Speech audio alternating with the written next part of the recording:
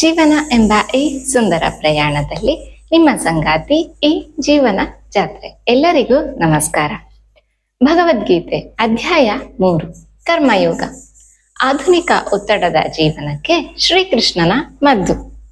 ಮಾನವನ ಜೀವನದಲ್ಲಿ ದೊಡ್ಡ ಗೊಂದಲ ಯಾವುದು ಎಂದರೆ, ನಾನು ಏನು ಮಾಡಬೇಕು, ನಮ್ಮ ಜೀವನದ ಉದ್ದೇಶವೇನು, ಜ್ಞಾನವನ್ನು ಪಡೆದ ಮೇಲೆ ಕೆಲಸ ಮಾಡುವುದನ್ನು ನಿಲ್ಲಿಸಬೇಕೆ ಎಂಬ ಪ್ರಶ್ನೆ.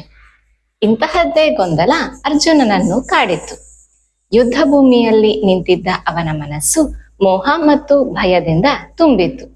ಆ ಸಮಯದಲ್ಲಿ ಶ್ರೀಕೃಷ್ಣನು ಅವನಿಗೆ ಒಂದು ಮಹತ್ವದ ಸತ್ಯವನ್ನು ತಿಳಿಸಿದನು.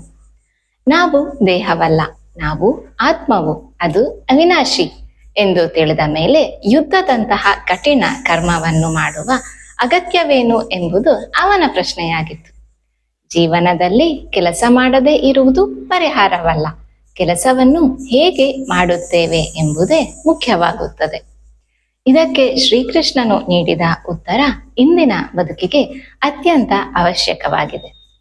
ಪರಿಪೂರ್ಣತೆ ಎಂದರೆ ಕೆಲಸವನ್ನು ಬಿಡುವುದಲ್ಲ, ಬದಲಾಗಿ ಕೆಲಸದ ಮೇಲಿನ ಅತಿಯಾದ ಮೋಹ ಅಥವಾ ಫಲದ ಮೇಲಿನ ಆಸೆಯನ್ನು ಬಿಡುವುದು.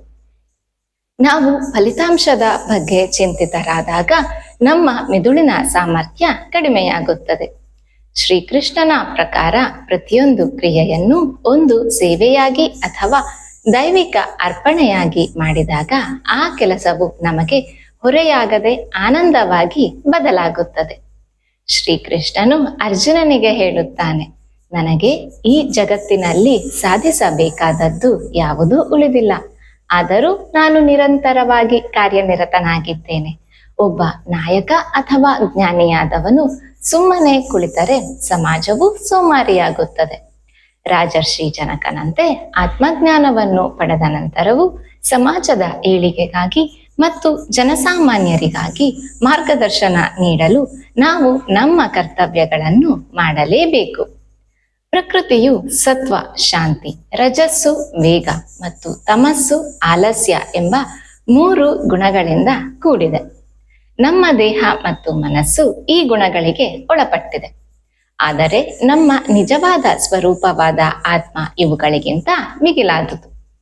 ಈ ಸತ್ಯವನ್ನು ಅರಿತವನು ತನ್ನ ಸ್ವಭಾವಕ್ಕೆ ಅನುಗುಣವಾಗಿ ಕೆಲಸವನ್ನು ಸ್ವಧರ್ಮ ಶ್ರದ್ಧೆಯಿಂದ ಮಾಡುತ್ತಾನೆ. ನಮ್ಮನ್ನು ತಪ್ಪುದಾರಿಗೆ ಎಳೆಯುವುದು ಯಾವುದು ಎಂಬ ಅರ್ಜುನನ ಪ್ರಶ್ನೆಗೆ ಕೃಷ್ಣನ ನೇರ ಉತ್ತರ ಹೀಗಿದೆ: ಕಾಮ ಅಥವಾ ಮಿತಿಮೀರಿದ ಆಸೆ. ಈ ಆಸೆಯು ಮನುಷ್ಯನ ವಿವೇಚನೆಯನ್ನು ಮಬ್ಬುಗೊಳಿಸುತ್ತದೆ. ಹೊಗೆಯು ಬೆಂಕಿಯನ್ನು ಮುಚ್ಚುವಂತೆ ಆಸೆಯು ಜ್ಞಾನವನ್ನು ಮುಚ್ಚಿ ಹಾಕುತ್ತದೆ. ಈ ಆಸೆಯನ್ನು ನಿಯಂತ್ರಿಸಿದಾಗ ಮಾತ್ರ ಮನುಷ್ಯನು ನಿಜವಾದ ಶಾಂತಿ, ಬೆಳಕು ಮತ್ತು ಸ್ವಾತಂತ್ರ್ಯವನ್ನು ಅನುಭವಿಸಲು ಸಾಧ್ಯ. ನಿಮ್ಮ ಕೆಲಸವನ್ನು ಪ್ರೀತಿಸಿ, ಆದರೆ ಅದರ ಫಲಿತಾಂಶದ ಗುಲಾಮರಾಗಬೇಡಿ. ನಿಮ್ಮ ಸ್ವಭಾವಕ್ಕೆ ಸೂಕ್ತವಾದ ವೃತ್ತಿಯನ್ನು ಆರಿಸಿ ಮತ್ತು ಅದನ್ನು ಸಮಾಜದ ಒಳಿತಿಗಾಗಿ ಬಳಸಿ. ಆಗಲೇ ಕ್ರಿಯಾಯೋಗವು ನಿಮ್ಮ ಜೀವನದಲ್ಲಿ ಸಾರ್ಥಕವಾಗುತ್ತದೆ. ಧನ್ಯವಾದಗಳು. ಸಬ್ಸ್ಕ್ರೈಬ್ ಮಾಡಿ. ಇದು ಕೇವಲ ಚಾನಲ್ ಅಲ್ಲ, ಇದು ನಿಮ್ಮ ಜೀವನ ಜಾತ್ರೆ. ಸರ್ವೇ ಜನ ಸುಖಿನೋ ಭವಂತು.